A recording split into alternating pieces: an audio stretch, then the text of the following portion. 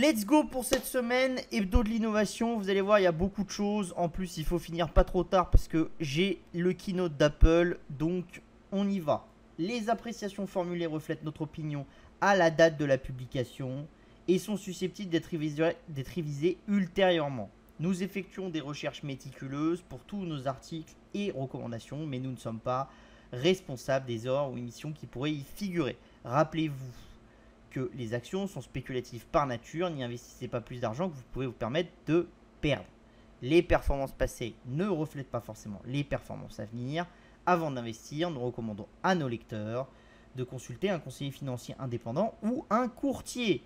On y va, on commence avec le premier sujet, construire des immeubles en bois pour réduire les émissions de CO2 du BTP. Donc il faut savoir que il y a deux gros facteurs qui sont émetteurs de CO2, d'accord? Deux très très gros facteurs émetteurs de CO2, le ciment et l'acier. Voilà. Le ciment et l'acier sont deux segments qui émettent énormément de CO2. Vous commencez à voir de plus en plus d'entreprises qui réfléchissent à faire de la captation carbone, ce genre de choses, enfin à essayer de faire en sorte que le ciment soit moins nocif. Vous avez la même chose sur l'acier, mais vous avez autre chose. C'est que vous savez que depuis quelques temps, je vous dis que le monde de l'immobilier globalement, que ça soit du financement à la transaction en passant par la construction ou le maintien de l'existant, il y a des véritables révolutions qui vont arriver. Parce que pendant longtemps, il n'y a pas eu grand chose. C'est-à-dire pendant longtemps, on avait un constructeur, d'accord, il construisait le bien. Globalement, c'était toujours béton, acier, machin, on monte, voilà, ok. Vous aviez après ceux qui s'occupent de la transaction. Globalement, c'était l'agent immobilier et la banque. D'accord. Et après, vous aviez ceux qui s'occupaient de l'entretien. Globalement, ça a toujours été les syndics chez nous. Vous avez à peu près la même chose partout dans le monde. Alors, des fois, c'est pas des syndics, mais voilà, ça dépend un peu des pays. Mais globalement, il y a toujours cette chaîne-là. Et ça fait très longtemps qu'elle n'a pas été revue. Voilà, cette chaîne. Et ça fait très longtemps que les acteurs qui sont dans cette chaîne sont sous-digitalisés, sous-technologiques, etc. Et ça dans tous les pays, hein. Vous pouvez aller en Espagne, machin, partout pareil. Ces acteurs-là ont été rétifs à l'innovation pendant longtemps. Et on commence à voir des choses qui arrivent. Alors, on a parlé de la semaine dernière de l'impression 3D sur des parties de pièces, etc. pour imprimer des petits, des genres de toutes petites maisons où vous avez une pièce, etc. À partir des déchets plastiques. Bon, il y a beaucoup de choses qui se passent, mais il y a aussi un autre segment qui est très très intéressant, d'accord? C'est le segment de la construction d'immeubles en bois, d'accord? Et ça, c'est vraiment extrêmement important. Pourquoi? Parce que les gens, quand on vous parlait de la construction en bois, les gens s'imaginent trop que c'est comme on construisait avant, quoi, avant de connaître le béton et l'acier. Mais pas du tout. La construction en bois est devenue très très technologique. Pourquoi? Parce qu'avant, construire en bois, c'était compliqué. Il fallait couper le bois comme il faut, qui corresponde à ce que vous vouliez faire, etc. Chaque immeuble était unique. Ça faisait des coups qui étaient des coups de malade. Il fallait une connaissance des bois qui était malade, etc. Maintenant, c'est pas du tout la même chose. Maintenant, quand on construit des immeubles, on fait un peu comme... Alors, je vais prendre un exemple qui est grossier, mais qui grossit un peu trop le trait, mais qui montre un peu comment ça marche. Vous connaissez tous les caplas, c'est les petits bouts de bois qu'on donne aux enfants pour construire des choses, etc. C'est un genre de Lego, mais avec des bouts de bois. D'accord? Bah là, c'est la même chose, en fait. Dans cette industrie, on a une uniformisation des immeubles, etc. Et on a tout qui est créé en usine et qui s'imbrique très rapidement. Donc en fait, la construction de votre immeuble de 10 étages devient un Lego géant. Et ça, c'est très intéressant. C'est très intéressant. Pourquoi? Parce que ça demande d'autres conceptions. Enfin, ça demande d'autres compétences que la construction des immeubles en bois il y a 20 ans ou la construction des grands chalets il y a 30 ou 40 ans. Les compétences ne sont pas les mêmes. D'accord? les compétences de spatialisation des pièces et tout ça sont beaucoup plus importantes, etc. Il y a des choses qui sont beaucoup plus importantes. La capacité aussi d'avoir besoin de très peu d'acteurs est quand même assez forte. Vous voyez, par exemple, dans les meilleurs immeubles en bois, vous avez des immeubles en bois de 10 étages qui sont construits avec des équipes de 25 personnes. Après, jamais 10 étages avec du béton, de l'acier, ça n'existe pas. Enfin voilà. Donc si vous êtes capable de faire ça, vous êtes capable d'aller très très vite. Donc ça a beaucoup, beaucoup d'avantages. Et ça a un autre avantage, c'est que en utilisant le bois, on peut éviter d'émettre énormément d'émissions de CO2. Et là, il y a une étude qui est sortie, alors je vous communiquerai l'adresse de l'étude juste après. Si on utilisait beaucoup plus d'immeubles en bois pour les 4 à 12 étages, on économiserait 100 on économiserait 100 milliards de tonnes d'émissions CO2. C'est considérable. Considérable. Et ça va encore toujours dans la même chose que ce que je vous dis. Le but n'est pas d'empêcher les gens qui avant consommaient 3 feutres d'acheter les 3 feutres qu'ils aiment. Le but est de se dire comment est-ce qu'on peut faire en sorte que tout le monde obtienne 3 feutres en consommant le moins possible pour la planète et en étant le plus écologique possible. Et on se rend compte que quand on fait ça, il y a énormément de choses sur lesquelles on peut faire des progrès. On va voir juste après un autre domaine totalement annexe, d'accord, qui n'est pas du tout le même, qui est, on peut dire c'est plus ou moins connexe de loin, mais par contre qui aurait un impact extrêmement fort sur le CO2 de la planète. Extrêmement fort, d'accord. Donc ça c'est quelque chose de très très intéressant. Donc l'étude, elle vient de l'université de Potsdam, hein. Donc c'est une étude qui est sérieuse, hein. C'est une étude allemande, d'accord. Il faudrait que 90% de la population urbaine soit logée dans des bâtiments en bois plutôt qu'en béton. Mais surtout, ce que l'étude montre, qui est très intéressant, c'est que si on fait ça, on est capable de stocker beaucoup plus de carbone. Et si on le fait correctement, on est capable de ne pas utiliser plus de bois que ce qu'on en utilise maintenant. C'est-à-dire de ne pas empiéter sur le reste, les forêts, etc. Voilà. La seule chose que ça nécessite, c'est que toutes les forêts qui ont vocation à être utilisées dans un format commercial soient mieux gérées, etc. Pourquoi ? Parce que quand vous lisez l'étude, ce que vous racontent les Allemands, c'est que la majorité des forêts à vocation commerciale sont très très mal gérées. C'est-à-dire qu'elles n'ont pas le nombre d'arbres maximum qu'on peut planter, etc., etc.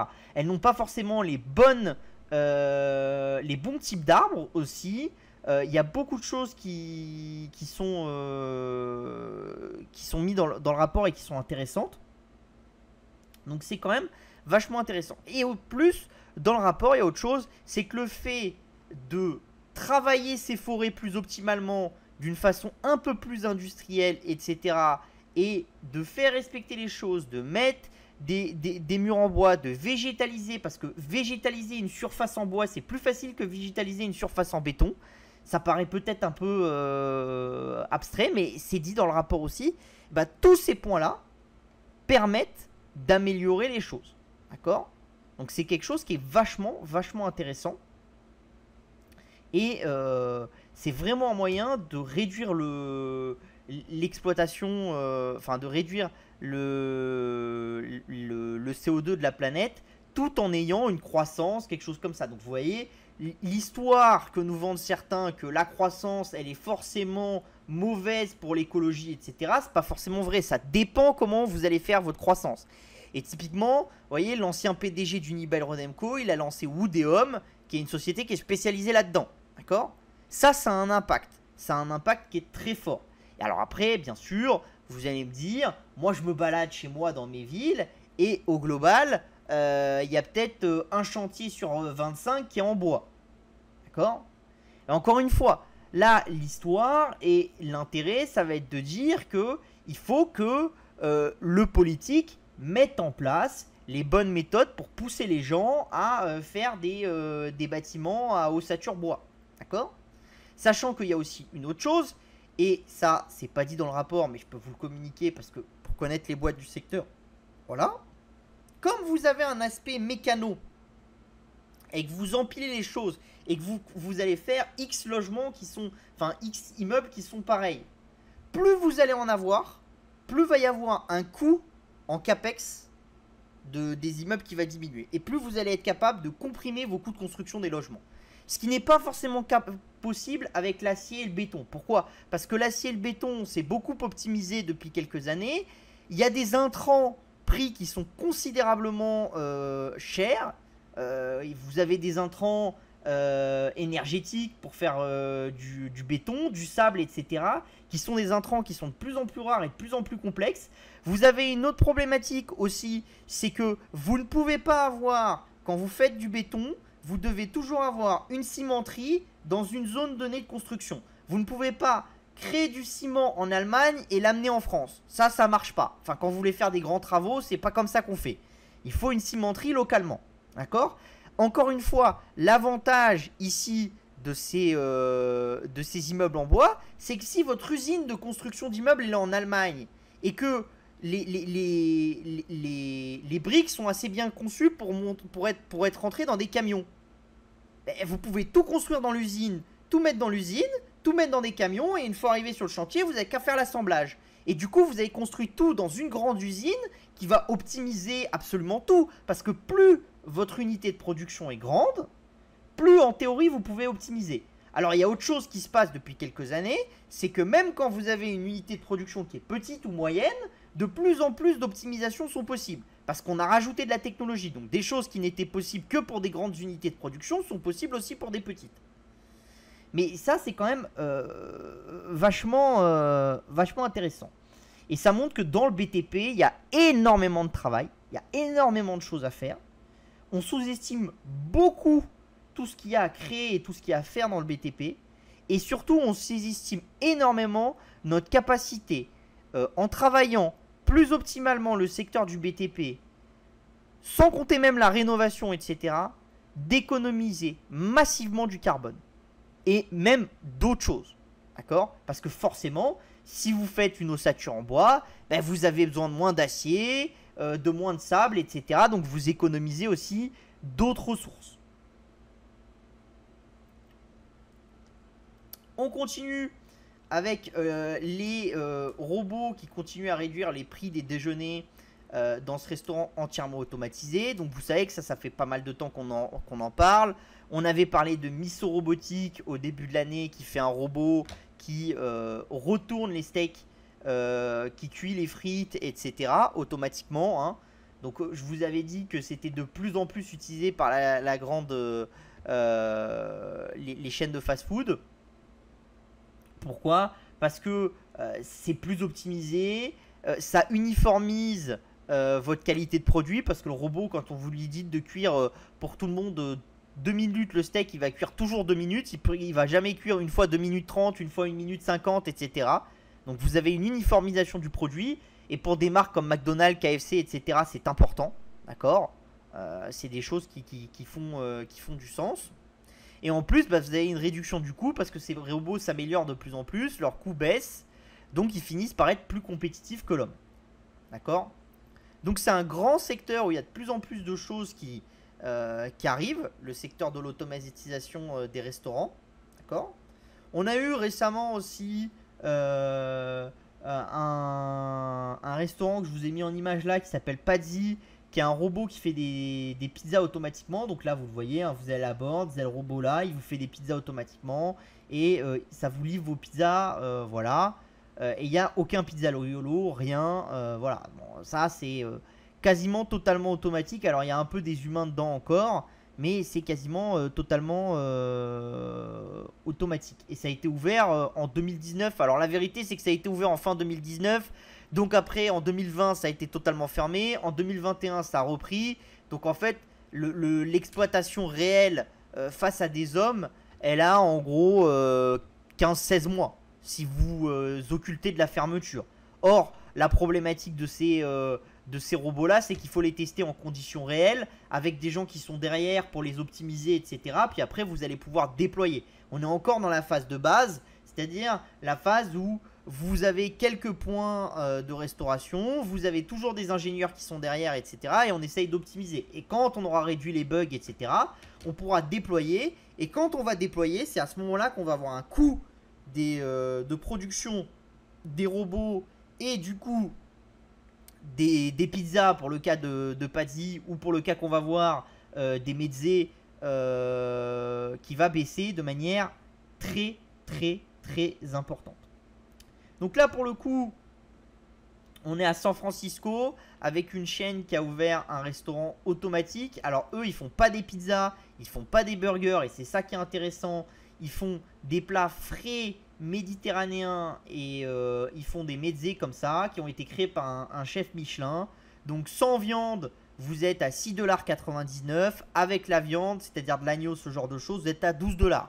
Donc là j'entends déjà des gens qui vont me dire ah ouais mais tu te rends compte c'est quand même assez cher, etc. Attention, vous êtes à San Francisco, il y a beaucoup de choses qui sont chères à San Francisco. La startup en question a choisi des ingrédients de qualité, a fait un plat qui a été fait par des stars, par une star Michelin, etc. Donc il y a un coût derrière à tout ça. C'est-à-dire le but de la startup est pas forcément de comprimer le prix le plus bas possible. Sachant que la boîte en question, elle est née de l'Y Combinator l'année dernière et c'est son premier restaurant cette année. Et elle nous dit que le prix actuel, ils ont une potentialité dans le temps, une fois qu'ils auront optimisé le processus, etc., de descendre peut-être de 30 à 40% le prix en faisant du volume, etc. Vous vous rendez compte, si vous prenez le prix du bol de base et que vous diminuez de 30 ou 40% le prix, là vous êtes sur quelque chose de très agressif. En gros, vous serez sur un bol qui serait à moins de 5 $. Il n'y a pas beaucoup d'endroits où vous allez trouver des bols comme ça qui sont à moins de 5 $. C'est quand même rare. Donc on voit quand même que l'aspect coût, même s'il n'est pas encore au tout début même s'il n'est pas encore extrêmement fort, on est encore au tout début, mais avec le temps, il va commencer à arriver et c'est là que va arriver la déflation, etc. que je vous raconte toujours. Donc la startup en question, c'est Mezli, d'accord.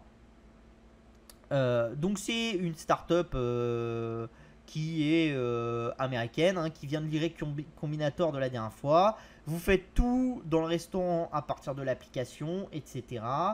Ça vous livre vos plats. Là, vous pouvez ouvrir une porte, etc. Et vous pouvez récupérer des sacs et tout pour emporter. Alors le seul défaut que je vois à Mezli, c'est justement ça. C'est-à-dire que comme c'est un concept où vous pouvez emporter et manger sur place, ils vous donnent des couverts, etc. Et ils vous disent de vous servir dans le petit, dans le petit truc qui est ici.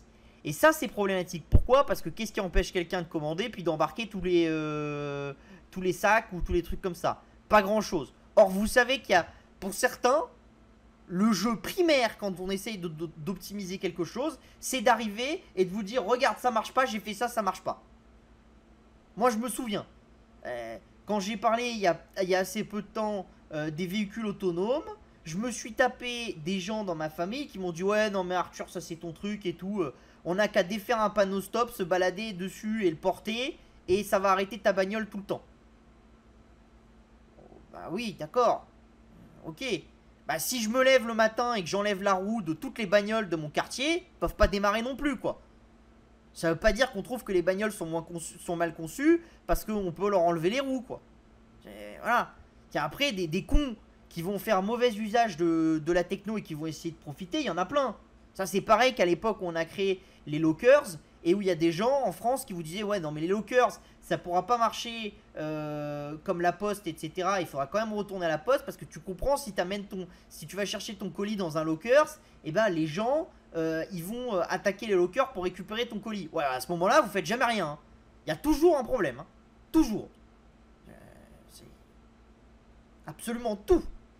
Le téléphone c'est dangereux, Facebook c'est voilà. Donc bon, il faut avoir raison gardée là-dessus et faire attention. Donc voilà. L'intérêt aussi dans Mezli, c'est que c'est tout qui est mis dans un container. Et donc ce que nous dit la startup, c'est qu'il y a une capacité de dupliquer le modèle extrêmement facilement. D'accord? Ce qui n'est pas le cas de Pazzi par exemple. Pazzi, le robot, il a été fait pour la cuisine dans un centre commercial. Avec un métrage spécifique qui ont été faits. Mais si par exemple, je sais pas, à l'heure actuelle, on va dire que leur restaurant à Paddy fait 50 mètres carrés. Est-ce qu'ils peuvent facilement, s'il y a un nouveau centre commercial qui les appelle, rentrer dans 40 mètres carrés ou dans 30 mètres carrés? Est-ce que ça demande de revoir le robot ou pas? Est-ce que c'est duplicable facilement ou pas? Ça, c'est une grande question. Là, l'avantage d'être dans un container, c'est que c'est le même pour tout le monde. Vous pouvez le créer en usine et après, il suffit de le déposer un peu partout aux États-Unis. Et donc ça, c'est quelque chose d'intéressant. Et ce qui va être très intéressant, c'est quand on va voir les premières chaînes de restaurants qui vont être construits sur ce modèle-là. Pourquoi? Parce que quand vous regardez Starbucks, McDonald's, KFC ou Subway, il aura fallu 50 ans pour construire une envergure internationale et être dans beaucoup de pays. Et déjà 50 ans, c'est extrêmement rapide, hein. C'est-à-dire si vous aviez voulu construire une chaîne de restaurants internationale dans les années 1900, c'était pas possible. Ou si c'était possible, c'était peut-être sur 250 ans, 300 ans. D'accord? Donc déjà, ce qu'on a réussi après la guerre, avec la période de mondialisation, à avoir des groupes qui s'exportent de manière colossale à l'international, c'est dingue. Mais là, qu'est-ce qui vous dit que dans 20 ou 30 ans, on va pas se retrouver avec des sociétés qui auront des restaurants autonomes et qui seront des sociétés qui seront partout aux États-Unis, partout en Europe, en Asie, en Amérique du Sud, etc. Et du coup, vous allez bien voir qu'on a comprimé. Et donc ça, c'est intéressant. Parce que la techno, elle commence à avoir 4-5 ans. D'accord? Les robots avec des cuisines vraiment digitalisées, c'est des choses qui existent depuis 4-5 ans. Là, on commence à voir vraiment une émergence de plusieurs startups différentes, soutenues par des VC, avec des visions de... Pour le moment, on est toujours dans la phase de on teste nos robots, on essaye de les machiner, mais vous commencez à avoir de plus en plus de VC, etc., qui parlent du fait qu'il va y avoir besoin d'investir énormément d'argent pour faire un peu comme Uber, c'est-à-dire prendre de la place dans tous les marchés du monde très rapidement et s'installer et devenir oligopolistique ou monopolistique. Alors dans la restauration, jamais personne n'est devenu monopolistique, mais voilà, d'avoir une grosse part de marché et de s'installer. Et ça, c'est vraiment quelque chose qu'il va falloir surveiller de manière extrêmement précise, parce qu'il y a vraiment énormément de choses à faire. Donc voilà, donc Mesli, pardon, c'est une startup à surveiller. Vous en avez une petite dizaine dans ce secteur-là, hein. Je vous ai donné Paddy aussi, voilà. Bon, après vous avez ceux qui se concentrent vraiment que sur les robots, comme Miso Robotique, etc. Mais vous commencez à avoir une dizaine de startups. Il y a vraiment une émergence et des choses intéressantes qui sont en train de se créer. Donc voilà, il faut regarder. Et il y a des choses vraiment excessivement intéressantes dans ce secteur-là. Et n'oubliez pas une chose, c'est que pour la déflation des 30 ou des 50 prochaines années, imaginez deux combos. Vous êtes capable de digitaliser le restaurant, vous avez besoin de quasiment plus de main d'œuvre dans votre restaurant. Vous êtes capable de créer de la viande artificielle et vous avez un coût de production qui est très bas. Imaginez à quel prix vous pourriez descendre vos burgers, etc. La capacité de descendre le prix et l'innovation qu'il y a derrière et l'aspect prix qu'on peut avoir dans les biens dans les biens à manger dans le futur et dans la restauration est considérable. Je pense que peu de monde s'imagine ce qui va se passer dans la restauration dans les 20-25 années qui arrivent. Alors bien sûr, encore une fois, vous allez me dire, ouais, Arthur, c'est 25 ans et tout ça, c'est long et tout. Mais c'est un cycle, hein, voilà. Vous pouvez pas me dire, ça va peut-être se passer sous 10 ans, hein, ça dépend de la vitesse d'acceptation des gens, ça dépend aussi de si les politiques mettent du holà ou mettent pas du holà, etc. Il y a plein de choses qui vont rentrer en ligne de compte, mais c'est quand même quelque chose de très intéressant. Donc voilà, Mesli. Ah non, ce que j'avais pas dit, c'est qu'ils ont obtenu 3,5 millions de dollars de fonds d'amorçage, hein. Là, ils sont en train de lever 15 millions. Donc ça vous laisse un petit peu l'idée de la vitesse à laquelle ça va. Ça vous montre aussi toujours la même chose, et ça, c'est vrai que je l'ai pas dit. Mais tout le monde dit, il n'y a plus d'argent pour les startups, etc. C'est faux. Il y a beaucoup d'argent pour les startups encore. Il y en a moins qu'avant, mais il y en a beaucoup. Par contre, les gens sont beaucoup plus stricts. Et ils veulent des vrais trucs qui ont le potentiel de révolutionner un secteur. Et c'est sûr que si vous arrivez en disant je vais mettre des trottinettes dans la rue et je vais créer une application mobile, vous allez avoir moins de chances de lever 15 ou 20 millions d'euros. Voilà, ça existe plus ça. Copier ce que fait le voisin et dire que vous allez faire un combat sur le prix, non. Par contre, arriver avec une vraie valeur, etc., ça a du sens. Et ça, c'est des choses que vous êtes en train de travailler. D'accord? On continue. On continue avec la longue quête des légumineuses pour donner aux cultures le super pouvoir azoté. Donc il faut savoir quoi? C'est que les légumineuses, style les haricots verts, ont un super pouvoir. Hein. Enfin, plus exactement, elles partagent toutes les légumineuses un super pouvoir.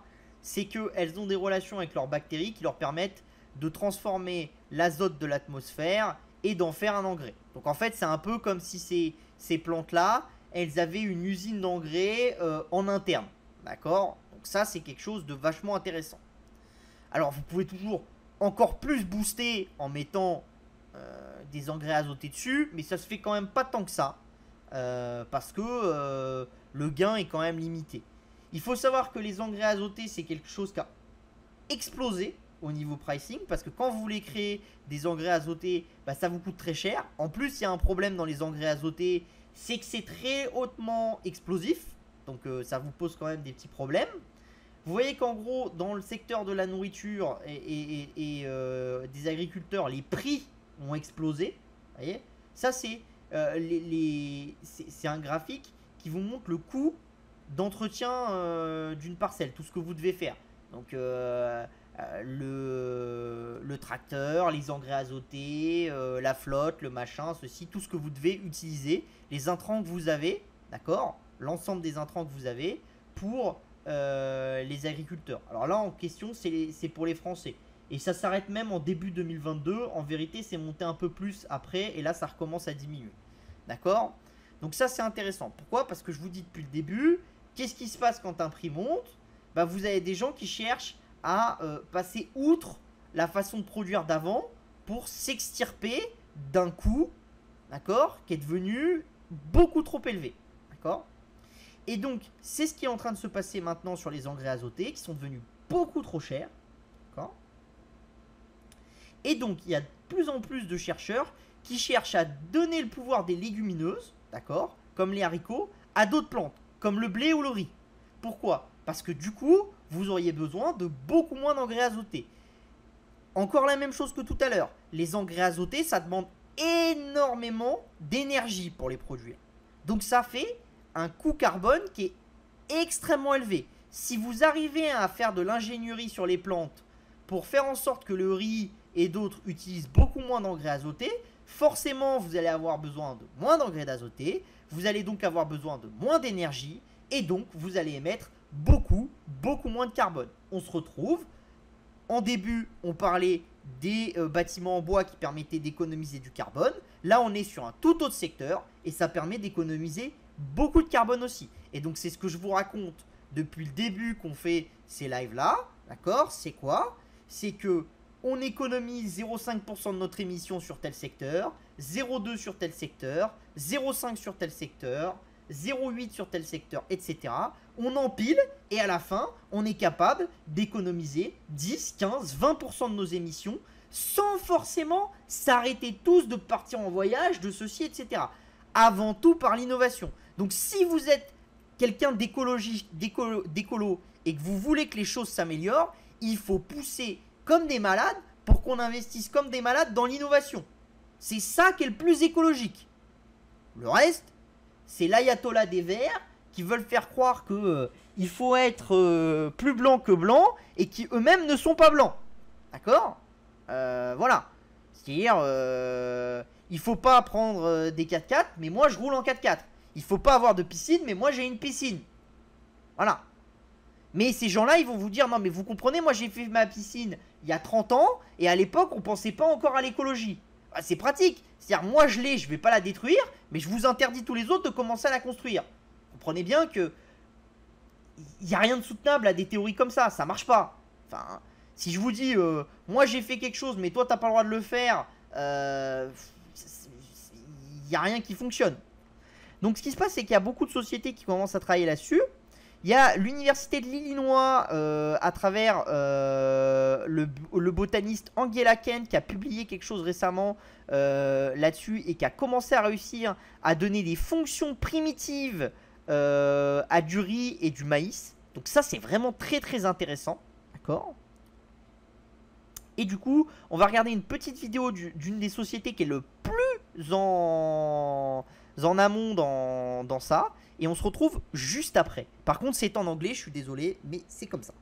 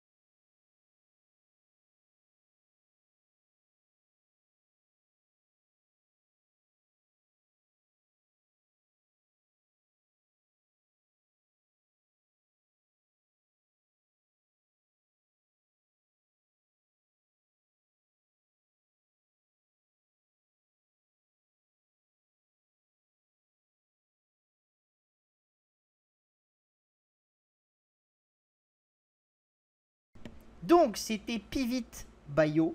Et encore une fois, hein, c'est quelque chose qui est assez intéressant. Pourquoi? Parce que chez Pivot, ils s'occupent des microbes. Enfin, c'est pas c'est pas des microbes, mais ils s'occupent de la manière dont les plantes vont transformer et vont capter l'azote. D'accord? Sachant qu'il y en a une grande partie qui finit dans les rivières, etc., comme ils vous ont dit dans la vidéo. Hein. Donc c'est un problème écologique majeur, hein, qu'il ne faut pas prendre à la légère. Mais ce qui est intéressant, c'est quoi? C'est que ce que j'ai voulu mettre en avant là, c'est, vous voyez qu'il y a la technologie de Pivot Bio, il y a ce qu'est en train de faire l'université de Californie et d'autres acteurs, encore.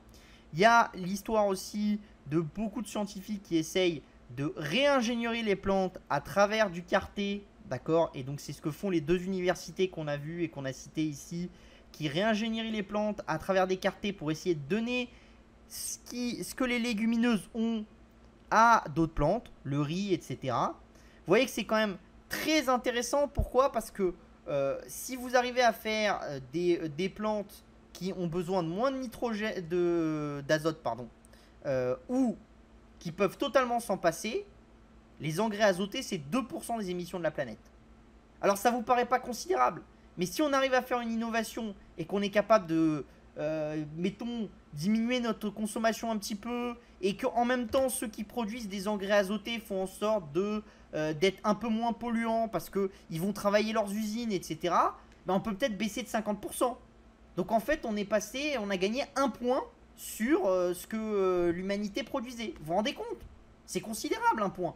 Et c'est un point sur un secteur tout petit. C'est ça qui est intéressant. Le but n'est pas de se dire que... Et même 50% c'est colossal. Mais même si on arrive à gagner 25% en tout, c'est 25%, c'est 0,5 points. Mais c'est sur un secteur.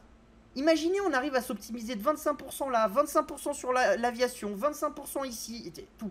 Mais à la fin, c'est considérable. On n'a pas besoin de diminuer de 80% notre production de carbone dans certains secteurs clés. On a besoin de réussir à la diminuer dans énormément de secteurs de 15, 20, 25%. Et ça, c'est possible. Faut arrêter de se dire que on peut pas diminuer notre consommation de carbone de 25% en faisant pas des efforts. Il y a plein d'efforts à faire.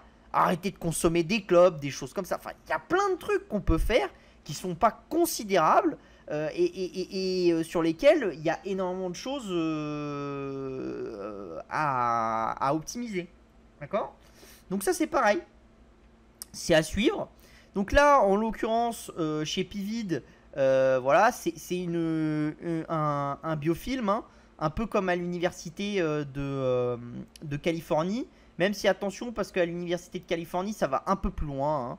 Hein. C'est un biofilm avec la plante qui est aussi réingénierée par de la carté. Et dans l'autre université qu'on a cité plus haut, c'est 100% de la réingénierie à travers la carté. Donc ça, c'est des choses qui sont intéressantes à voir parce que c'est vrai que les plantes réingénierie à travers le processus de carté, c'est quelque chose qui est en train d'arriver. Ça a quelques années, hein. Sur les cartés, ça a une dizaine d'années. L'exploitation sur les plantes, ça a commencé assez rapidement, mais ça a 6-7 ans. Après, il faut le temps que ça se passe, etc. Il faut le temps que ça réussisse.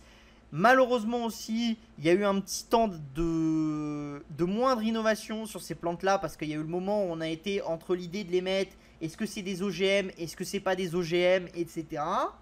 Donc ça a été un petit peu compliqué. Maintenant, de plus en plus de pays ne les classent pas comme des OGM pour leur permettre de se développer efficacement et rapidement. D'accord. Donc ça, c'est des choses qui vont être assez intéressantes. Hop là, donc ça je vous laisserai lire. Hein. Donc c'est l'article. Hein. Y a tout ce qui est expliqué là. C'est quelque chose d'assez intéressant.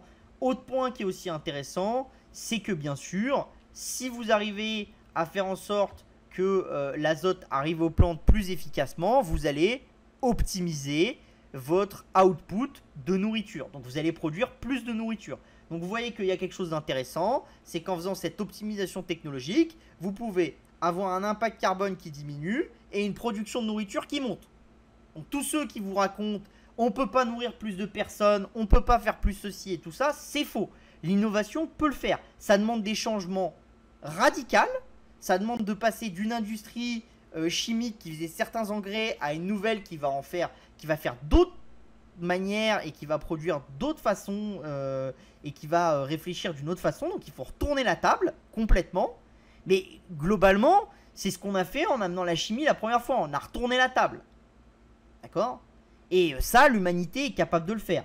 Et surtout, l'économie de marché vous pousse à ça. Pourquoi? Parce que ceux qui vont être avec ces plantes-là optimisées, qui vont les avoir dans des fermes verticales etc., bah, vous vous rendez bien compte que leur capacité à te faire du rendement, elle va exploser, et que c'est pas forcément en faisant de la mauvaise nourriture. C'est-à-dire, il faut arrêter de dire que tout ce qui est naturel est forcément sain et qu'on ne devrait manger que ce que la nature fait. La nature, elle sélectionne les plantes qui vont résister le plus longtemps possible, mais elle le fait sur des milliards d'années. Nous, on essaye juste d'optimiser le cycle pour réduire le temps. D'accord? Mais la nature, elle a déjà créé des espèces invasives. Ça existe depuis tout le temps. Donc nous, si on réingénierie une plante et que ça devient une espèce invasive, bah voilà, c'est comme la nature. Ça devient une espèce invasive. Alors après, il faut lutter contre, etc. L'avantage, c'est que, à mon avis, contrairement à la nature, notre cycle de décision est beaucoup, beaucoup plus rapide.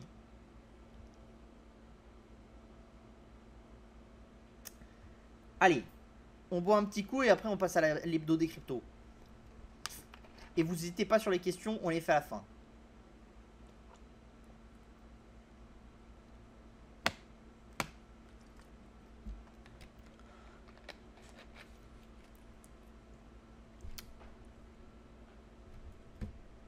Allez, hop là, c'est reparti. On va parler un petit peu des cryptos. Donc cette semaine, bah, pas grand chose, hein. Le Terra USD, va y avoir un burn, donc il y a eu du volume. Bon, voilà. Ça fait plaisir à certains. C'est le pump and dump du moment. Voilà. Moi, je vous conseille de ne pas aller jouer sur ce genre de terrain, etc. Voilà. EOS a un petit peu rebondi.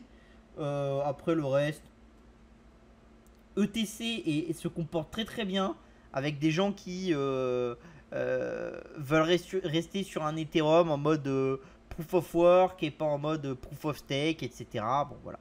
Le Nexo qui avait beaucoup rebondi retombe. L'Helium, bah, on commence à baisser la bulle. Et ça, bon, je vous l'avais dit, hein, pas d'utilisation du réseau. Donc au bout d'un moment. Alors après, on peut toujours estimer que bah, on commence par avoir un réseau qui grossit en nombre d'utilisateurs du token, en nombre de hotspots, etc. Puis après, les entreprises vont aller dessus et utiliser le service. Sauf que, globalement, tous les services B2B qui ont eu cette idée dans les cryptos, ça n'a pas marché. Alors peut-être qu'un jour, il y en a un qui marchera. Et voilà, mais globalement, ça n'a pas marché. Voilà. Le Chili's qui est redescendu un petit peu, le Maker aussi. Bon, le CRO qui avait pas beaucoup baissé ces derniers temps, hein, et a pas mal baissé sur la semaine. Bon, Litecoin est encore en train de s'effondrer. Bon, moi je vous avouerai que j'ai jamais vraiment compris l'intérêt de l'Apecoin. Pour moi, c'est vous donner quelque chose, ça donne droit à quelque chose d'autre, etc. Et c'est une fuite en avant. C'est une fuite en avant de nouvelle génération, mais ça reste une fuite en avant. Même si, attention, je pense que le métaverse et je pense que les NFT ont du sens. Je pense juste que la manière de faire de Yoga Lab qui gère Apecoin, bah, on n'a rien vu encore de produit derrière qui nous donne vraiment envie. Vous voyez, et quand je parle de produits qui nous donnent vraiment envie, je parle de trucs, vous avez envie de l'utiliser, vous avez envie de l'utiliser même en n'ayant pas d'NFT, voilà. C'est assez... on a encore... Enfin, l'utilité des services, elle est pas terrible encore. On continue avec le FMI qui a publié un mini rapport en disant qu'il voulait plus de réglementation dans les crypto-monnaies, hein. Donc l'idée c'est quoi, hein? C'est que le FMI dit que bah, y a de plus en plus d'utilisateurs de crypto-monnaies, donc il faut réglementer pour éviter les risques systémiques. Donc ça c'est intéressant, ça veut quand même dire que l'univers des crypto-monnaies grossit.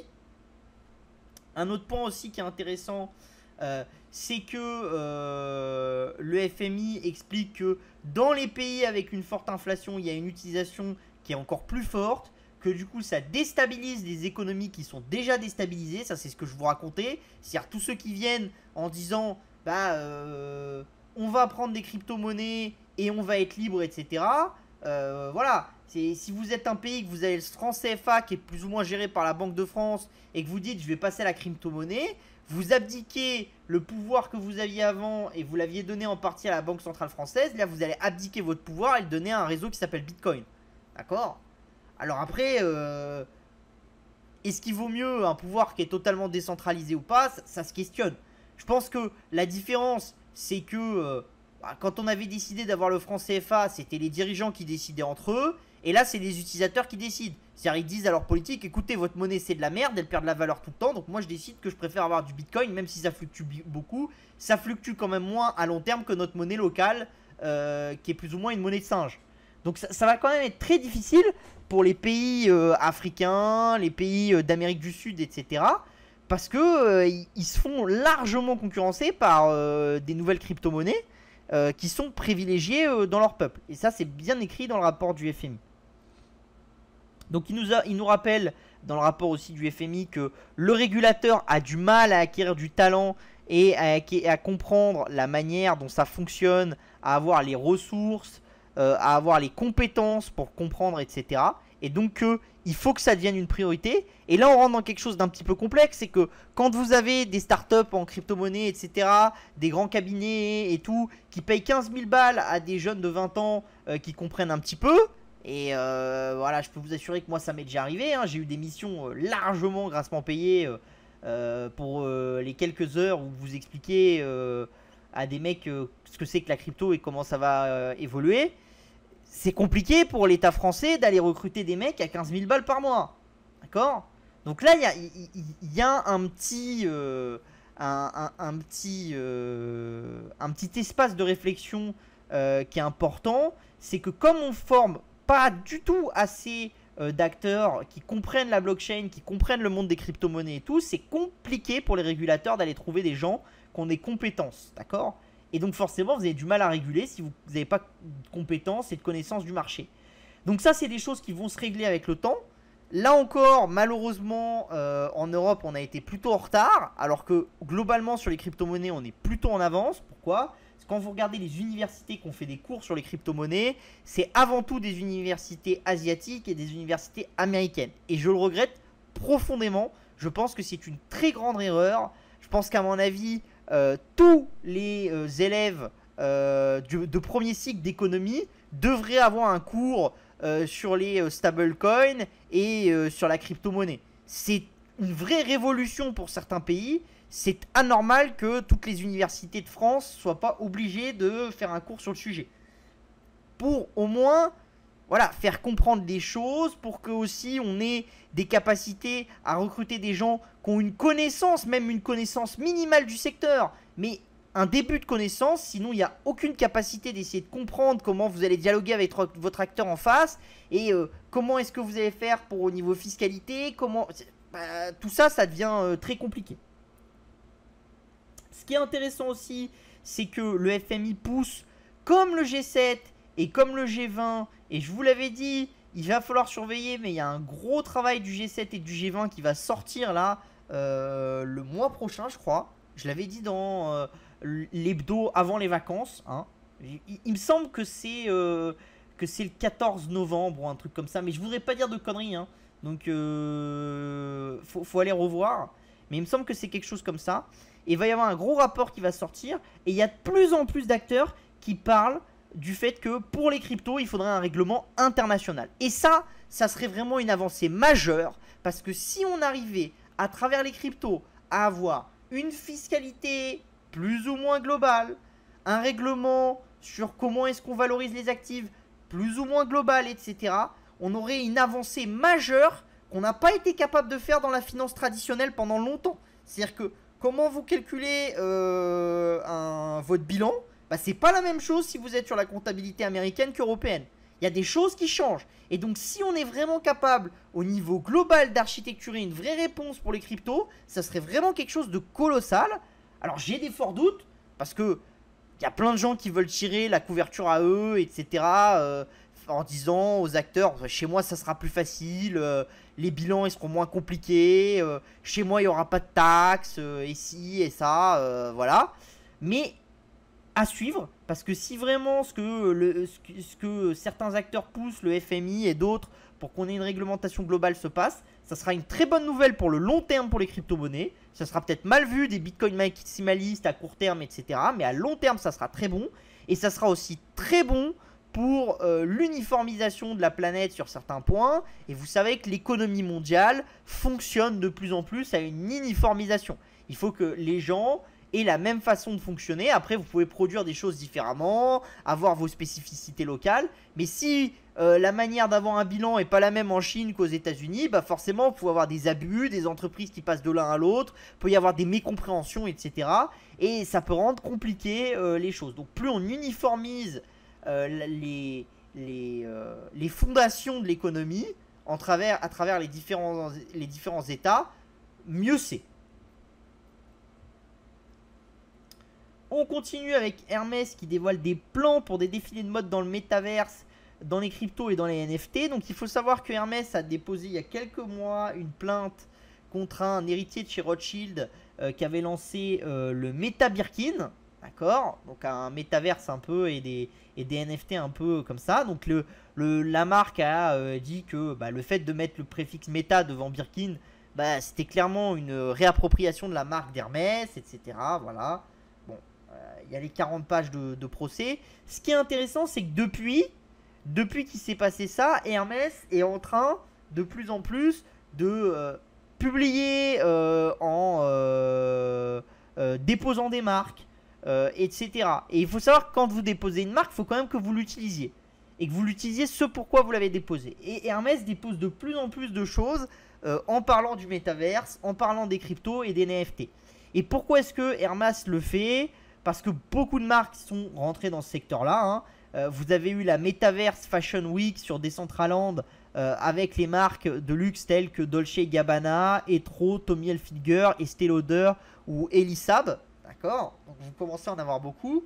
Et pourquoi est-ce que les marques de luxe sont obligées d'aller sur ce secteur-là? Et pourquoi est-ce que les marques sont obligées d'y aller?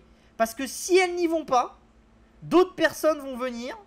Et il y a un risque que ces gens-là, ils commencent dans le métaverse et qu'ils arrivent dans le réel après. Et surtout, il y a un risque qu'ils arrivent dans le métaverse, qu'ils importent la marque, en l'occurrence Hermès, etc. ou les codes de la marque, et qu'ils se les approprient dans un nouvel univers.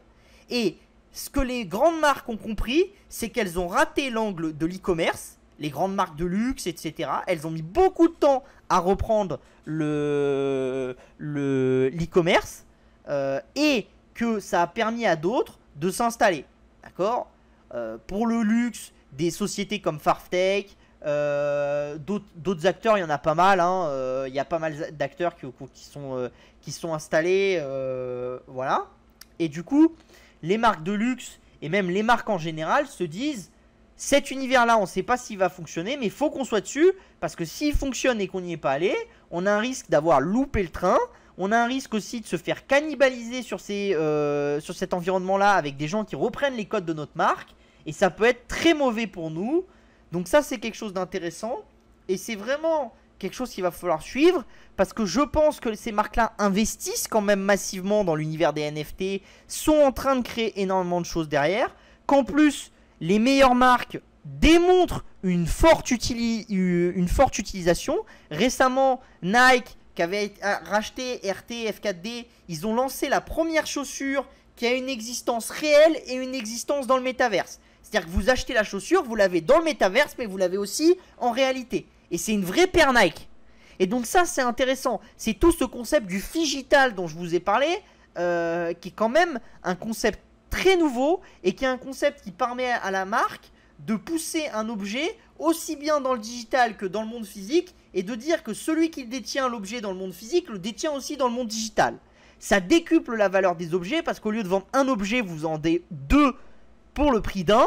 Donc c'est des choses qui sont considérables. Et en plus, le fait d'avoir votre objet, si vous vous baladez dans un métaverse avec les sacs à main Hermès et tout ça, ça donne encore plus d'importance à Hermès. Pourquoi? Parce que ça veut dire que Hermès, les sacs Hermès qui dans la rue sont une représentation du niveau social de la personne, elles peuvent le devenir aussi sur des applications tierces. Si par exemple Hermès fait du métaverse et que vous pouvez mettre à votre avatar sur Snapchat un sac Hermès, mais que si vous détenez le sac Hermès dans la réalité, la vérité c'est que ça fait une vraie différence sur les autres. Les autres utilisateurs vont voir que dans Snapchat vous avez un... Donc ça monte votre niveau social.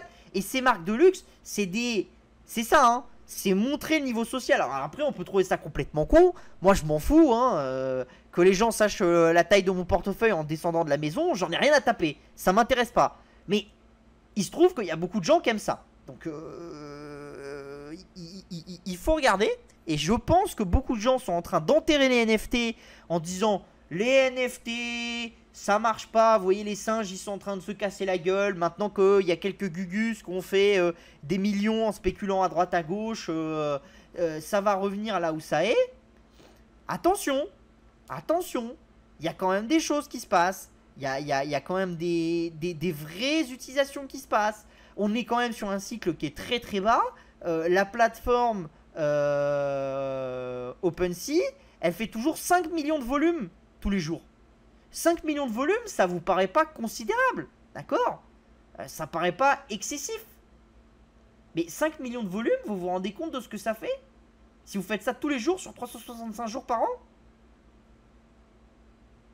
Ça fait 1,5 milliard, plus d'1,5 milliard de volume à l'année.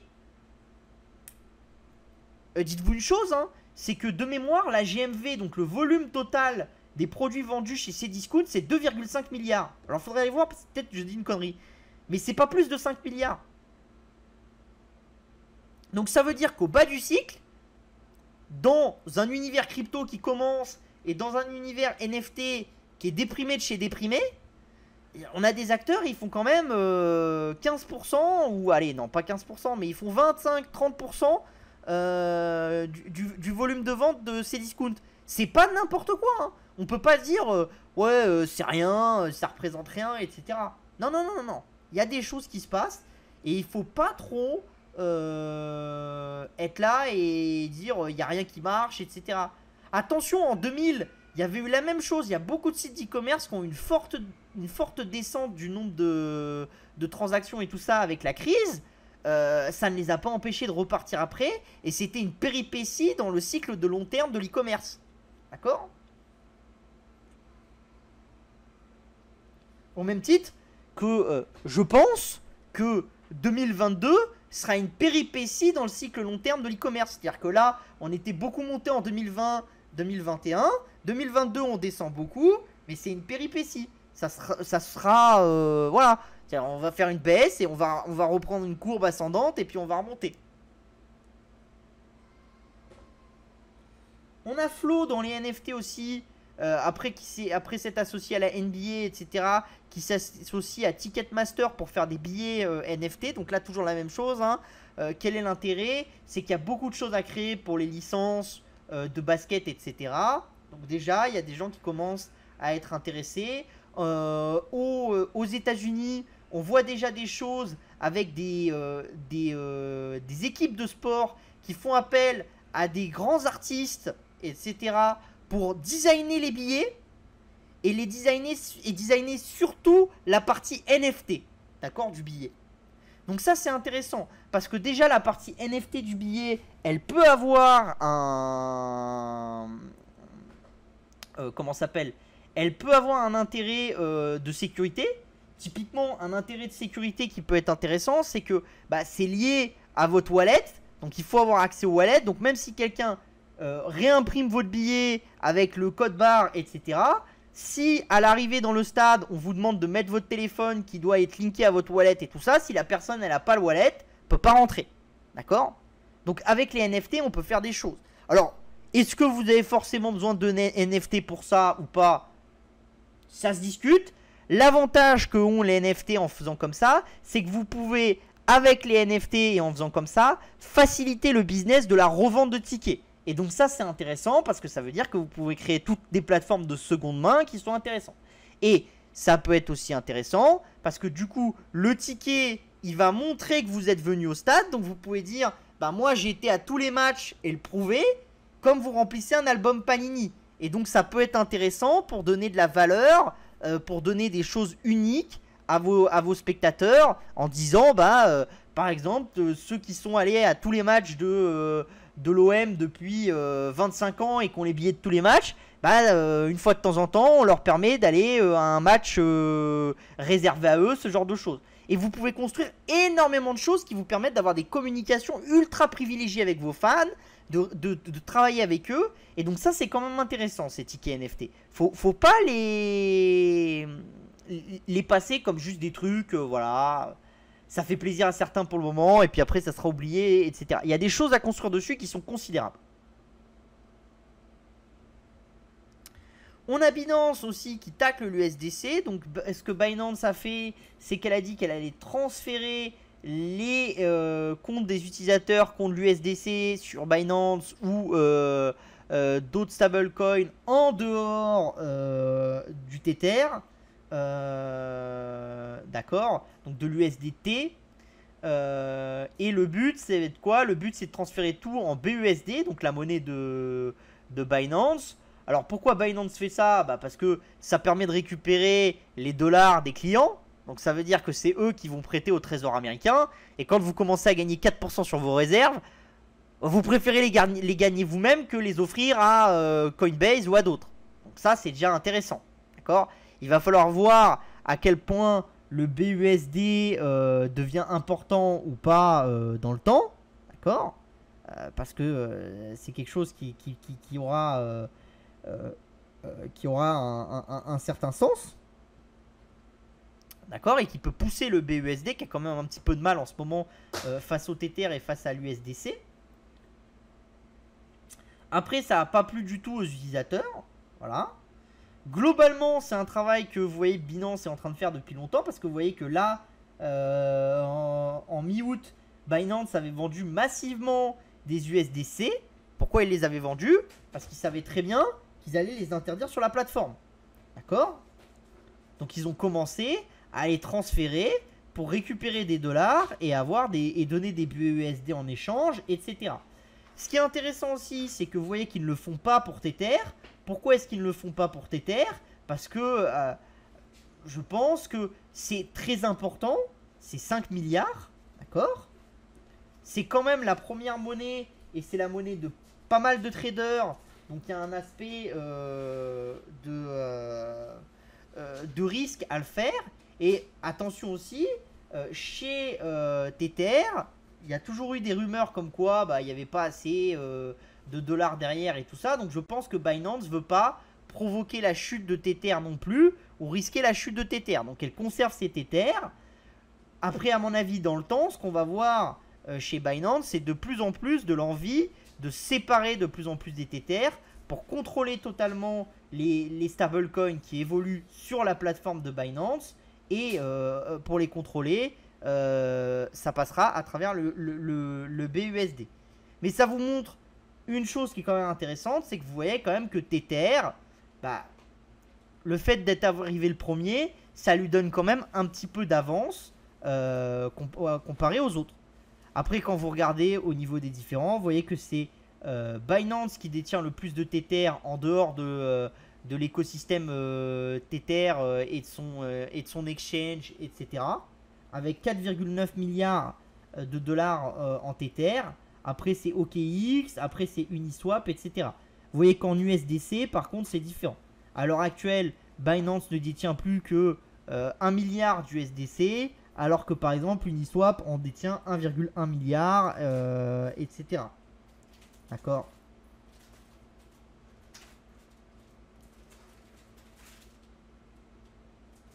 On continue avec l'hebdo du gaming. Donc, en Angleterre, la CMA qui recommande une deuxième phase d'enquête sur le deal Microsoft Activision. Hein.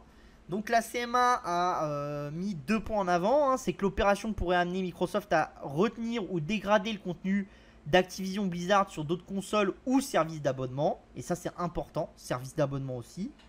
Le point numéro 2, c'est que Microsoft pourrait tirer parti de son écosystème plus large, ainsi que du catalogue d'Activision, pour élever les barrières à l'entrée et évincer les rivaux dans les services de jeu sur le cloud. D'accord? Donc là, vous voyez que ça commence à devenir un petit peu compliqué en Angleterre. Il va falloir voir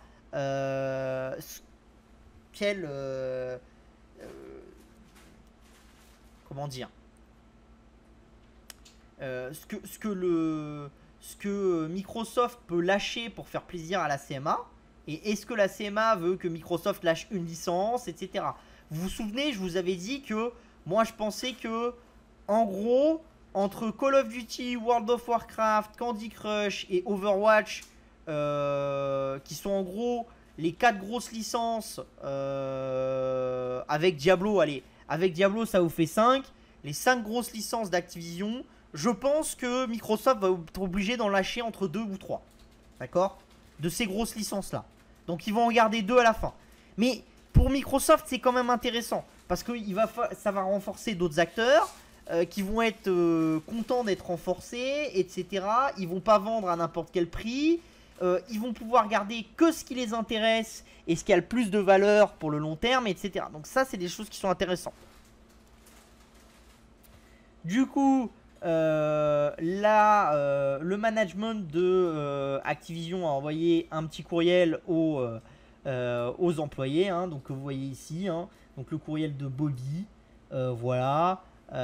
Où il explique qu'il y a beaucoup d'employés en Angleterre qui sont en train de travailler sur le deal, qui veulent faire le deal le plus vite possible, etc. etc. Bon, voilà. Mais globalement, pas grand chose de plus dans ce mail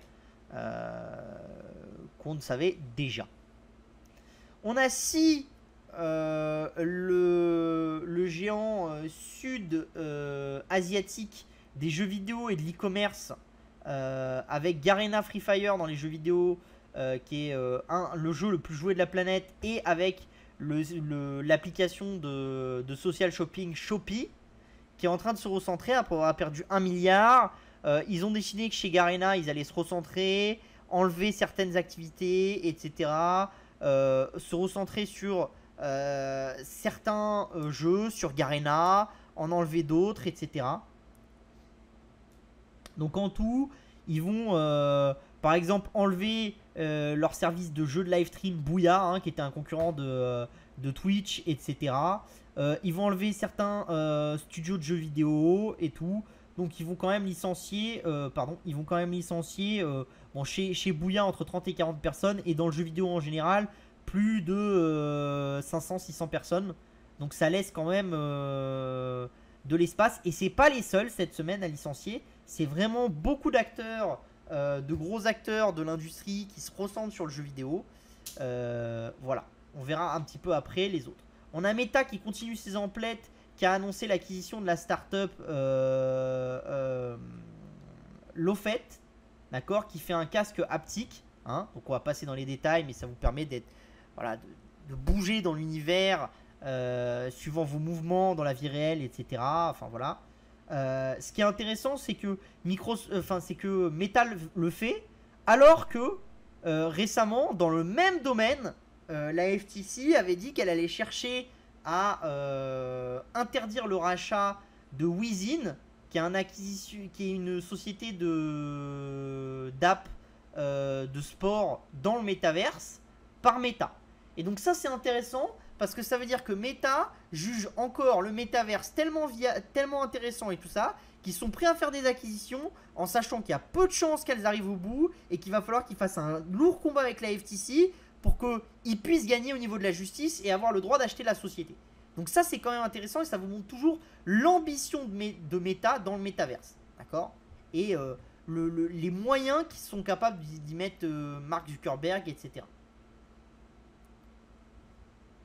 On a Snap qui licencie 1300 personnes pour contrer ses difficultés, dont pas mal de choses. Donc il y a dans l'univers des produits physiques, hein, donc tout ce qui est Spectacle, son robot Pix, etc. Enfin Pixie, etc. Enfin son drone Pixie, pas son robot, pardon. Voilà. Et aussi, ils sont en train de licencier énormément de jeux, énormément de gens dans leur division jeux vidéo. Parce que chez Snap, ils avaient créé la même chose que chez Facebook. Ils avaient créé des jeux vidéo qui étaient jouables que dans Snap. D'accord ? Et ça, c'était intéressant. Pourquoi ? Parce que si vous pouvez jouer que dans Snap, vous êtes captif de l'application Snap. Parce que si vous avez envie de jouer à ce jeu-là avec vos copains, il faut lancer l'application Snap. Et ça, c'était intéressant pour faire en sorte que les jeunes utilisent encore plus Snap. Moi, je trouve ça excessivement dommage qu'ils arrêtent sur le jeu vidéo. Je pense qu'ils avaient une vraie chose à faire. On va voir que c'est pas les seuls, d'accord, dans ce domaine-là, arrêter. C'est vraiment pas les seuls. bon, j'ai du mal avec Snap. Ça fait longtemps que j'ai du mal. Mais je l'ai déjà dit. En plus, ils font une autre erreur qui pour moi est catastrophique. D'accord, et qui vraiment, pour les autres actionnaires, est vraiment une très très mauvaise nouvelle. Et ça ne donne pas envie d'acheter, même si c'est pas cher Snap. C'est ils sont en train de fermer l'application qui s'appelle Zenly, qui est une application de map qu'ils avaient racheté pour créer Snap Map. D'accord, donc il y a entre 70 et 100 personnes en France qui travaillent sur Zenly. Il faut savoir que c'est 40 millions d'utilisateurs mensuels actifs, Zenly. Donc c'est quand même important. Et pourquoi est-ce qu'ils ferment Zenly? Parce qu'ils ne veulent pas le garder. Alors déjà, ne pas garder et ne pas réussir à monétiser une application qui fait 40 millions d'utilisateurs au niveau mondial, qui est bien présent en Asie, où Snap est pas trop présent, et qui n'occupe au final que 100 personnes. Enfin, bon, vous arrivez à faire une monétisation 50 centimes, ou même, allez, 50 centimes c'est pas beaucoup, mais mettons 1 dollar par personne sur l'année, hein. Sur l'année, ça veut dire que chaque mois ça fait une monétisation de moins de 10 centimes. Et vous gagnez 40 millions de dollars. 40 millions de dollars, ça suffit largement à maintenir une application de 40 millions d'utilisateurs et à payer les coûts de serveur et à payer les coûts de développement d'une team de 100 personnes. Ne pas être capable d'essayer de travailler pour aller chercher 50 centimes de monétisation par-ci par-là sur cette app, sur Zenly, pour moi c'est criminel. Alors l'histoire c'est qu'ils veulent pas vendre la techno parce qu'ils veulent pas que quelqu'un ait la techno et puisse concurrencer SnapMap. Voilà. Je trouve que c'est très mauvais. Alors il va falloir essayer de voir comment est-ce qu'ils vont fermer l'application. Est-ce qu'ils vont essayer de ramener les gens de l'application en question vers Snapchat ou pas? Parce que s'ils essayent de ramener les gens vers Snapchat, ça peut avoir un minimum de sens. Mais pour le moment, ce qu'on voit et la communication de Snapchat, c'est on va fermer ça, c'est pas le même produit, etc. Voilà, c'est notre décision. Ça, c'est une très mauvaise chose. Et c'est ça qu'il faut avoir en tête. C'est pas parce qu'une boîte est pas chère que il faut acheter une boîte. Il faut vraiment que vous vous dites, le management, il a une compréhension. D'accord? Moi, un management qui sait pas gérer un actif, ça me dérange pas. Si le management vient me voir et me dit, on sait pas gérer tel actif, donc on va le spin-off, on va le donner à d'autres dirigeants, on sait pas s'ils sont bons ou s'ils sont pas bons, mais nous on sait qu'on n'est pas bon pour gérer cet actif-là. Ça, pour moi, ça a de la valeur. Ça prouve qu'ils sont honnêtes, etc., qu'ils cherchent à créer de la valeur pour l'actionnaire et tout. Par contre, dire on va le fermer tout bonnement et simplement parce que on veut pas que les autres puissent utiliser la techno, on veut pas ceci, on veut pas cela. Je pense que Snap avait moyen de protéger la techno sans être obligé de fermer Zenly. S'il y avait eu 2 millions d'utilisateurs actifs, j'aurais dit ouais, on s'en fout, ça coûte trop d'argent pour ce que c'est et tout. Là, 40 millions, c'est une vraie erreur stratégique de fermer Zenly. Et Snap, je trouvais que c'était pas cher. Mais cette erreur stratégique-là, j'ai jamais aimé le management de Snap, mais cette erreur stratégique-là me fait rester sur le quai et ne pas acheter de Snapchat. On a aussi ByteDance qui fait du ménage. Donc le South Morning Post, le South China Morning Post nous a fait un article sur TikTok qui réduit agressivement ses activités dans le jeu vidéo, hein. Donc après avoir lancé beaucoup d'activités, l'idée c'était pareil que Snapchat. C'était de créer des jeux vidéo dans TikTok, d'en créer aussi dans les applis que ByteDance détient en Chine, les applis de news, etc. D'accord? Et ben au final, ils arrêtent. Or, c'était vu comme une vraie concurrence possible aux jeux qui étaient poussés dans WeChat, dans QQ Mobile, etc.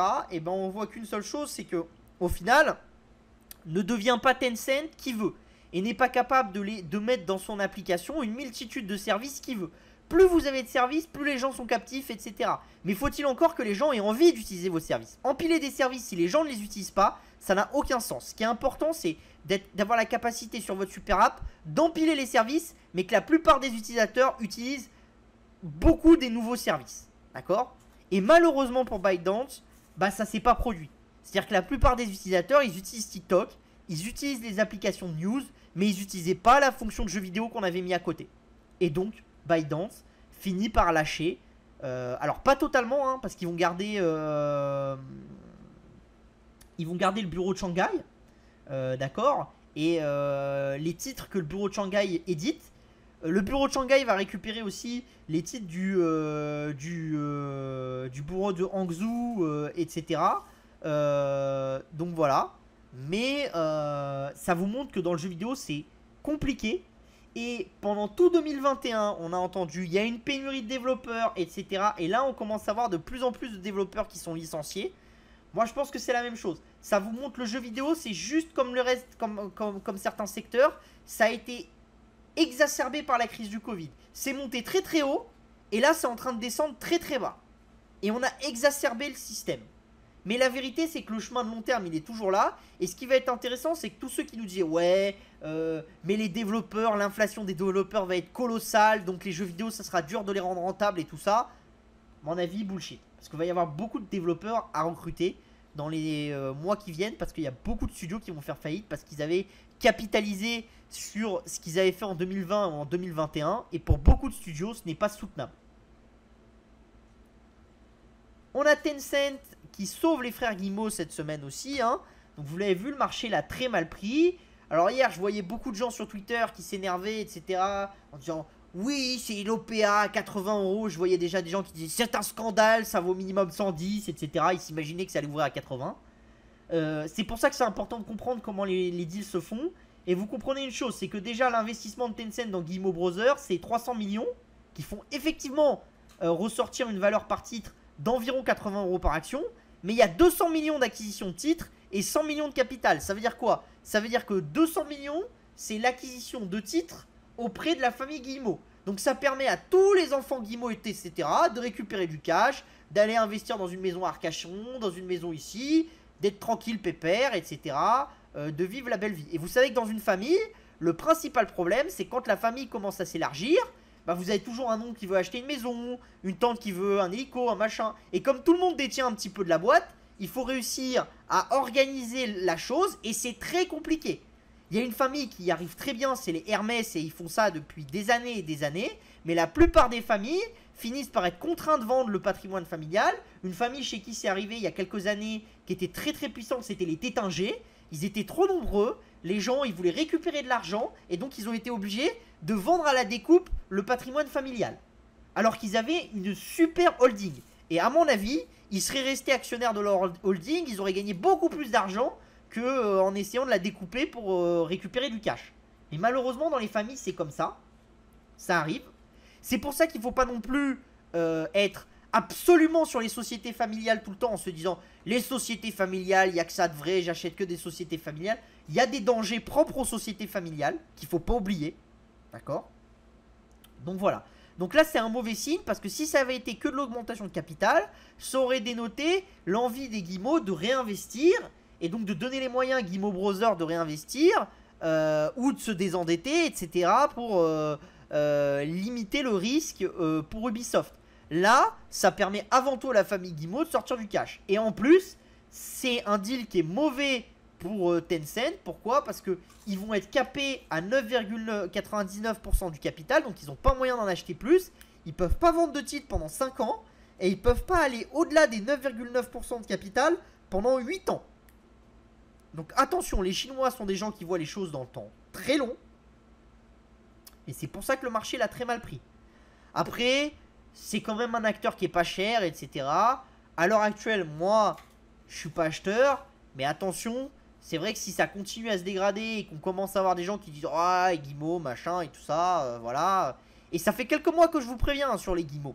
Que la famille, elle aime bien tout contrôler, etc. Après, attention, voilà. Quand on va revenir vers 25 euros, etc. ou 30 euros, ça sera quand même des prix, vous aurez des discounts très très importants par rapport à la valeur des licences. D'accord? Donc là, il y aura peut-être des choses à faire. On va faire une petite vidéo, parce que là c'est pareil. Dans quelques jours, va y avoir le Ubisoft Forward, avec les nouveautés sur Assassin's Creed et tout ça. Donc il va falloir voir, potentiellement... Pour ceux qui veulent jouer et qui sont agressifs, il y a peut-être moyen d'en acheter un petit peu avant pour jouer l'Ubisoft Forward et se dire que voilà, à voir. Je vous laisse la petite vidéo sur Assassin's Creed et on se retrouve juste après.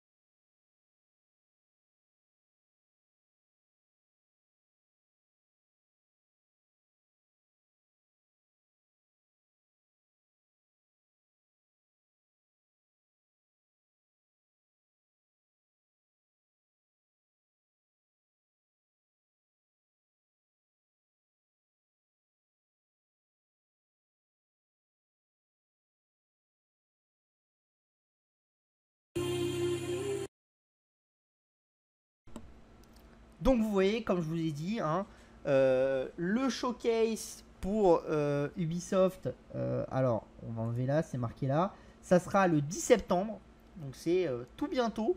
Donc pour ceux qui aiment le sport, il y a peut-être des choses à jouer en achetant des options, des choses comme ça. Alors faites attention, vous n'êtes pas les premiers. Après aujourd'hui, ça a fait beaucoup baisser le prix de certaines options, donc ça peut être intéressant. Voilà. Je vous laisse avec ça. Je pense qu'il n'y a pas besoin d'en dire plus. C'est pas un conseil d'achat ou pas, hein, clairement pas. Je pense que même moi, je jouerais peut-être pas les options là-dessus. Enfin, je sais pas encore, hein, je me tâte encore. À voir. Après, je pense que les guimauds doivent sortir du lourd pour faire plaisir. Je pense aussi que y a tellement de shorts qui sont venus sur le dossier aujourd'hui et tout ça que la moindre petite mauvaise nouvelle pourra être extrapolée, etc. Donc il va falloir regarder la chose. Mais il peut y avoir des choses intéressantes là-dessus. On continue avec Riot qui a son League of Legends Wild Rift qui a amassé plus de 750 millions de dépenses. Hein. C'est Data AI qui nous a donné la chose. Bon, en termes de dépenses, les plus grosses dépenses viennent de Chine. D'accord. C'est vraiment très fort. C'est en 2 ans. D'accord. Donc c'est quand même des dépenses qui sont assez importantes. Hein. Ça fait en gros 325 millions par année. En fait, la vérité, c'est que ça fait un peu plus parce que la première année, ils ont fait un peu moins de 200, il me semble. Donc ça veut dire que cette année, ils font plus de 500 dessus. Donc 500 sur un seul jeu, c'est considérable. Hein. C'est vraiment très très important. Et sur leur série télé Arcane, ils ont obtenu l'émise du meilleur programme animé. Donc ça, c'est quelque chose d'assez intéressant. Hein. C'était une coproduction avec Netflix qui était sortie en fin 2021. Qui avait permis de pousser un petit peu l'univers League of Legends, etc. Donc ça, c'est quand même vachement intéressant. Il y a Microsoft aussi qui a lancé la nouvelle formule Amis et Famille pour son Game Pass. Donc totalement à l'encontre de ce que fait Netflix qui essaye de faire recentrer sur la famille et d'arrêter d'avoir les amis, des amis, des amis, des trucs. Donc l'histoire, c'est que c'est beaucoup plus cher. C'est 21,99 € en Irlande, 49 900 pesos en Colombie. Hein. Bon, l'Ultimate, il donne aussi à l'accès à l'EA Play, d'accord, au service de cloud et à des réductions sur la boutique. Donc c'est quelque chose d'intéressant. Ce qui va être intéressant et l'idée de Microsoft, c'est quoi? C'est de dire que, en fait, les familles, vous avez 2 familles. Vous pouvez vous contenter d'un Xbox Game Pass amis et famille. Donc c'est moins intéressant que vendre un Ultimate basique aux deux parce que l'Ultimate c'est en gros 14 €. Donc vous voyez 14 € par 2, ça fait 28. D'accord. Sauf que l'avantage là, c'est que vous multipliez, vous mettez beaucoup plus de choses dedans. Vous allez perdre un petit peu d'argent par rapport à des ventes d'Ultimate classiques. Mais par contre, vous vous dites que vous allez vous y retrouver parce qu'il y a plus de gens qui vont l'acheter, etc. Donc ça va être quelque chose qui va être intéressant à voir. L'impact que ça a sur les ventes de Game Pass. On continue avec l'hebdo des marchés et on va pas faire grand chose. Il y a les résultats de la semaine dernière. Donc, la semaine dernière, HP, c'était mauvais, surtout avec le rachat qu'ils avaient fait avant.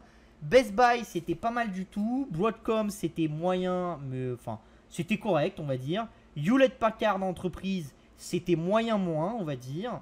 Bank of Montreal, c'était pas mal. Baidu, c'était comme beaucoup de Chinois, très bon sur la rentabilité, un peu court sur le chiffre d'affaires.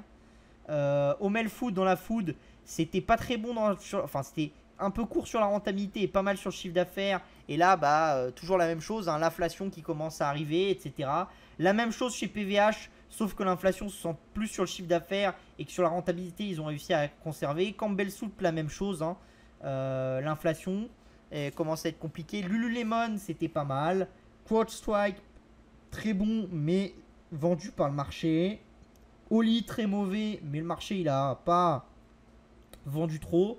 Octa, c'était pas mal, mais le marché, il a bien vendu. Alors après, ça peut se comprendre parce que le Q3, voilà, il est vu quand même à la baisse. Weibo, c'est la même chose. Sur le chiffre d'affaires, c'est légèrement mieux, mais sur la rentabilité, c'est quand même bien mieux. MongoDB, la même chose. Et ChargePoint et C3AI, c'était moyen. Voilà. Donc comme à chaque fois, n'hésitez pas à vous abonner à New Tech Insider si vous aimez ce qu'on fait, hein. Vous aurez des choses détaillées comme on fait là, surtout de la tech, des enjeux d'avenir, etc. Donc vous n'hésitez surtout pas, tous les liens sont juste en dessous du Twitch. Vous n'hésitez pas à vous abonner au YouTube, hein, à vous abonner au Twitch. Activez la cloche sur le YouTube, activez la cloche sur le Twitch. Mettez bien le bouton follow sur YouTube. N'hésitez pas à commenter les vidéos, à les liker, à les partager pour qu'on soit le plus nombreux possible à voir que dans le monde, il y a quand même énormément de choses qui vont dans le bon sens et que tout n'est pas perdu et que l'humain est une magnifique créature qui ne cesse d'innover et d'inventer des nouvelles choses. Donc voilà. Et maintenant, on va répondre à vos questions. Alors, je vais sortir vos questions. On va les mettre juste là. Hop là. Comme ça, vous allez les voir aussi. Alors.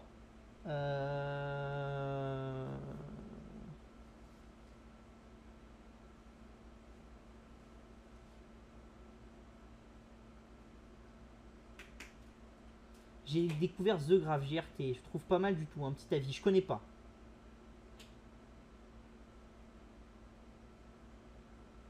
Roberté y est aussi bien arrivé dernièrement. Roberté, j'avoue que je suis pas trop, donc je vois pas trop ce à quoi tu veux faire référence. Mais voilà. Est-ce qu'il y a des questions? Je vous laisse le temps de poser un petit peu de questions et après on s'arrêtera.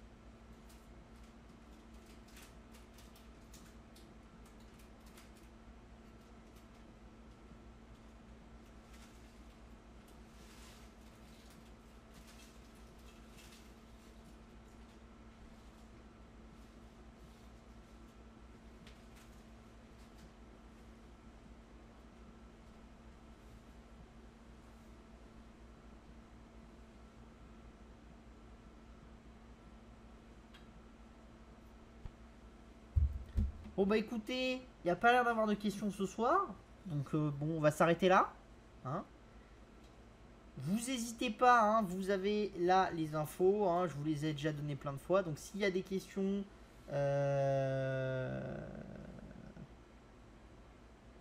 Alors, les sources. Ah bah ça c'est intéressant. Alors, vous en avez pas mal. Vous avez le magazine américain Wired, le magazine du MIT, d'accord, qui est très intéressant. Bah, je vais vous les donner. Je vais vous les donner parce que je pense que c'est quand même intéressant. Alors, tac, tac, tac. Donc, comment on va faire comme ça. Je vais vous les donner sur le chat. Donc, on va là.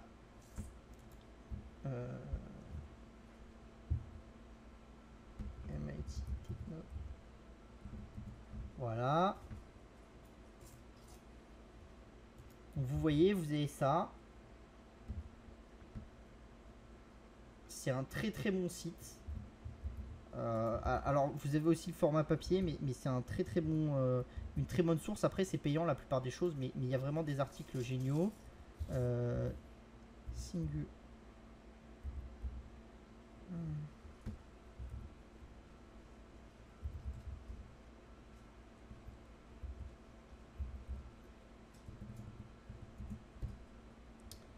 Voilà, Singularity Hub, pareil.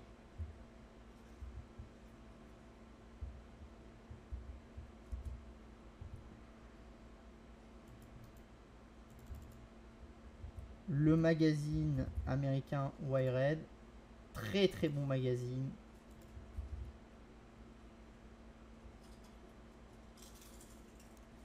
Hop là, je vous le mets aussi là-dedans. Après, il y a Nature aussi, très très bon magazine aussi.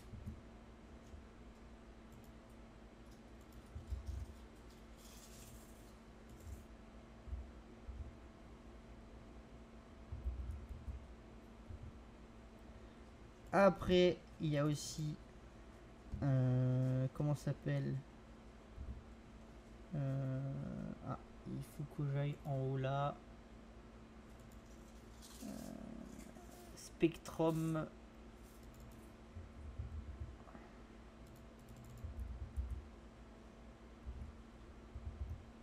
Voilà, Spectrum IE.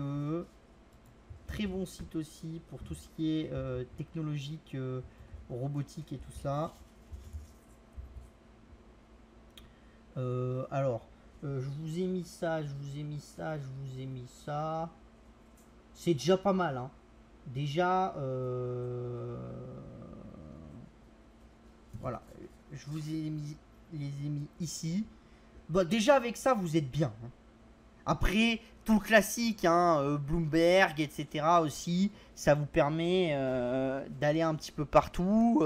Il y a aussi, il y a des sites technologiques, enfin il y a des sites de veille, de Polytechnique, etc. qui sont intéressants aussi, hein. Mais voilà, en gros, c'est ça. Et vous avez vraiment énormément de choses intéressantes là-dessus et énormément de choses à apprendre. Et ça vous permet de voir le monde autrement et d'un niveau bien bien meilleur et bien plus optimiste que ce qu'on vous montre à la télé. Et je pense que c'est ça qui est important. Allez, sur ce, je vous dis bonne soirée parce qu'il n'y a pas l'air d'avoir beaucoup de questions ce soir et on se retrouve la semaine prochaine. Bye bye.